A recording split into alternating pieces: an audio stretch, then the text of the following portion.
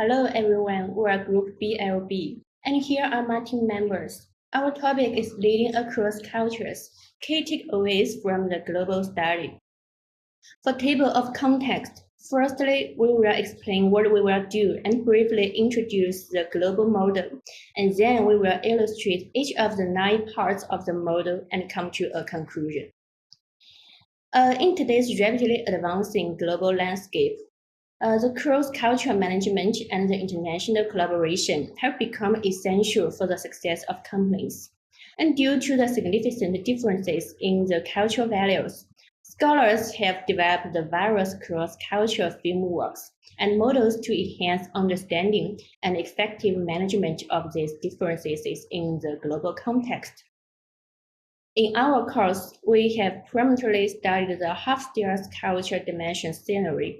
Additionally, the global study offers a comprehensive analysis of how culture influences the leadership behaviors, work styles, and explanations in the interpersonal relationships.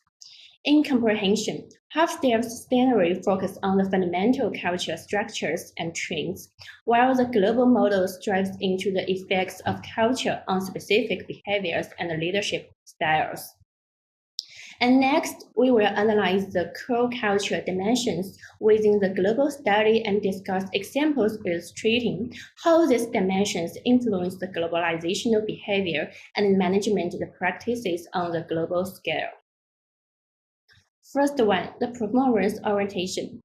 We can see the definition. It reflects the culture's drive towards achieving high performance and setting ambitious goals.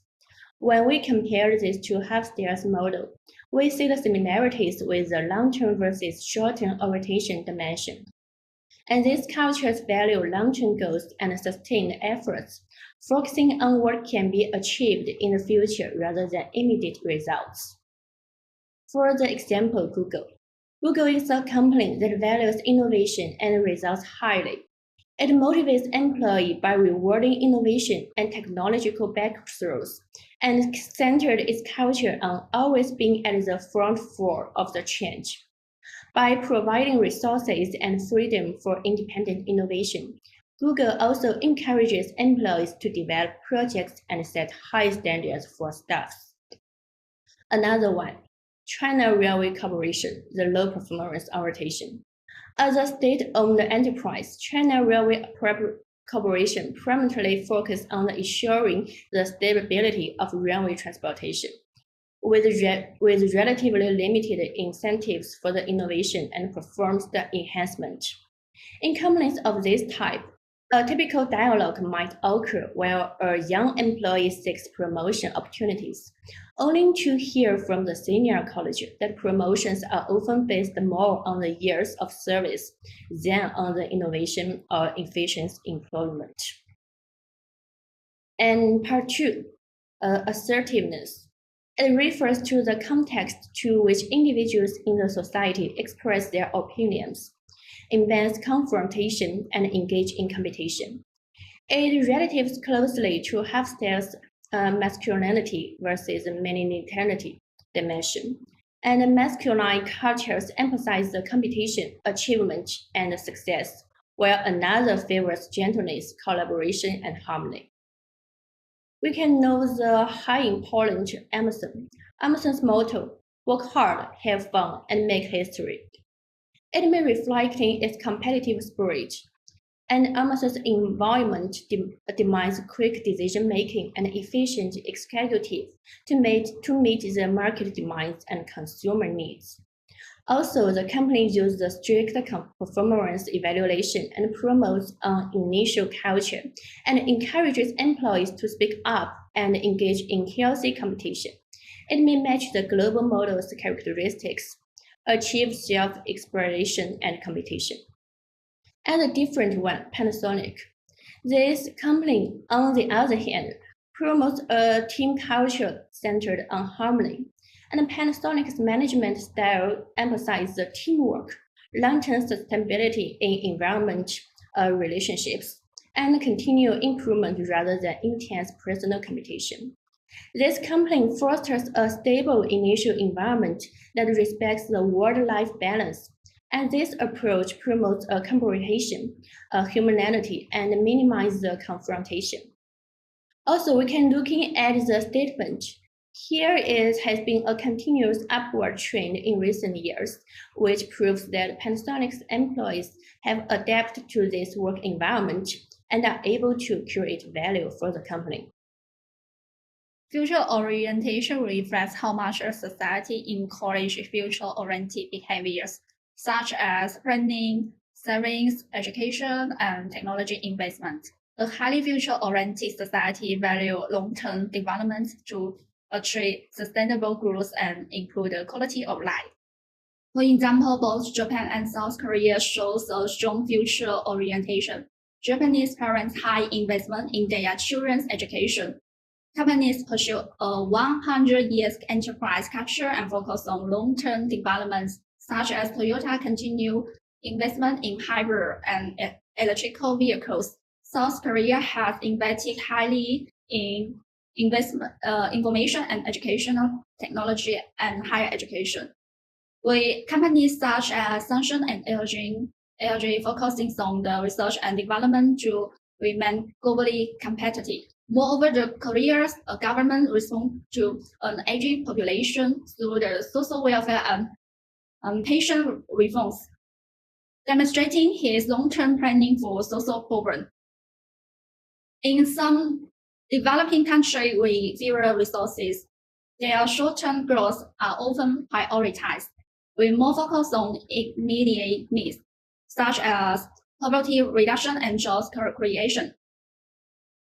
Human orientation measures how much a social encourages people to be caring, generous, and fair. High human orientation society value goals well and high society support system that encourage people to help each other. Human orientation is similar to costi individualism and costi vision dimensions of costi in some ways. However, the global humanitarian oriented dimension focus more on the cultural social welfare support system and spare the individual case. While the hosti or collective vision focus more on the individual roles and sense of the longing in southern relation. For example, Nordic countries such as Sweden, Norway are known for their high humanitarian orientation. We are sound social welfare system that ensures citizens enjoy health, educational and unemployment protections and encourage the overall well-being of society, such as Sweden's parentally leave policies giving the parents enough time with their newborn. In contrast, the United States tend to have lower human orientations, focusing more on the personal achievement and competitions, and the social value focus more on the independence and self-struggle. For example, the healthcare system prefers more private payment, which encourage individuals to succeed through their hard work. Hofstede's model uses individualism versus collectivism to reflect the degree people in a society are integrated into groups. On the contrary, the global model breaks it into two separate dimensions: institutional collectivism and in-group collectivism. Institutional collectivism refers to the diversified efforts organizations or institutions made to encourage collective behaviors inside the entity. We can have a look at Toyota. Firstly, Toyota has a tradition of lifetime employment. Employees are expected to work from the time they join the company until they retire. And Toyota tries to avoid layoffs when the economy turns down. Secondly, Toyota promotes the seniority system inside the group. Promotions and salary increases are based on years of service. In addition, the company encourages team decision-making. It developed a culture of consensus by ensuring that every interested party has an opportunity to express their views. These methods help Toyota increase employee loyalty, and ensure internal stabilities. Then we can see the other part of collectivism in the global model, in-group collectivism. This term refers to the degree to which individuals express loyalty, commitment, and identification towards their groups or families. America have different level of examples to indicate this concept. To start with, Native American have the tradition of holding all kinds of ceremonies. Young Indians living far away from home would return to their tribes from the cities to learn traditional dances and songs for the sake of cultural heritage. People who were not Indians were not only welcomed, but even encouraged to participate. Also, homeowner association is very common in America. This is a private organizations of homeowners in a specific location. It's owned and operated by residents who each have an incentive to maintain the social order within the community. They will have their own rules around what people can and cannot do in the neighborhood. Moreover, the education system in USA places a strong emphasis on group activities and cooperative learning. Personally, I have done group projects and assignments more than ever before since I joined this MBA program in WKU. Then we can talk about gender egalitarianism. This term measures the degree of how much a collective is determined to pursue gender equality in areas like human rights, social rules, and job responsibilities.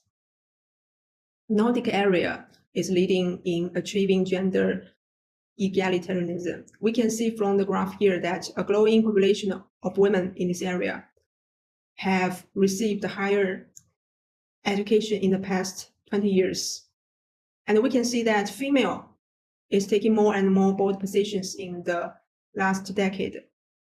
This graph shows that surprising fact that in general, men is getting more and more dedicated to their families and children during the last 2 decades. So I would like to take IKEA, the Swedish company, as an example. In 2022, the CEO of the company signed the Women Empowerment Principles, which includes equal pay and transparent reporting. Also, IKEA is working in alliance with other global organizations like Oreo and Unilever to form one big force for driving the topic forward. Also, IKEA has made part-time work an option. The company guaranteed 4 to 6 months paid paternity leave for its male employees. Power distance refers to the extent to which less powerful members of organizations or societies accept that power is distributed unequally. In the realm of business, power distance influences how decisions are made, how authorities is respected, and how communication flow within an organization. In higher power distance cultures, hierarchical structures are rigid, and employees are expected to follow orders from superiors without much questioning or input. In contrast, low power distance cultures promote equally with a more democratic decision-making process and a tendency to encourage open communication between all levels of staffs. For example, companies like Samsung in South Korea operate in a high power distance environment, while seniority and respect for authority plays a significant role in the corporate culture. In contrast, Google is an example of company with a lower power distance, where leadership is more accessible and employees are encouraged to participate in decision-making and innovation through open communication and collaborations. Those contrasting approaches reflect how power distance shapes organizational structures and employees' interactions in different business environments. And in business, uncertainty avoidance is another concept reflects the extent to which Organizations are comfortable with ambiguity, risk, and unexpected challenges. Companies in high uncertainty avoidance cultures typically prioritize structure, stability, and comprehensive planning to reduce unpredictability. They often have strict protocols, prefer long-term stability, and emphasize cautious decision-making. In contrast, companies in low UA cultures value flexibility, innovation, and are more willing to take risks. For example, Germany's Siemens is a high UA organization, relying on rigorous regulations, detailed processes, and quality standards to avoid uncertainties and in engineering and production. Meanwhile, Sweden's Spotify exemplifies a low UA culture, promoting a flexible and innovative work environment, while rapid experimentation is encouraged even if it entails risk and learning from the potential failures. These differing approaches highlights how companies manage and leverage uncertainty in line with their cultural preferences. To conclude, our presentation today explores how cultural dimensions from the globe study shape leadership and business strategy globally. Key examples include Google's innovation-driven performance orientation versus China Railway's focus on stability, and Amazon's assertiveness compared to Panasonic's emphasis on harmony. In future orientation, Japan and South Korea favor long-term planning, while some developing countries prioritize short-term needs.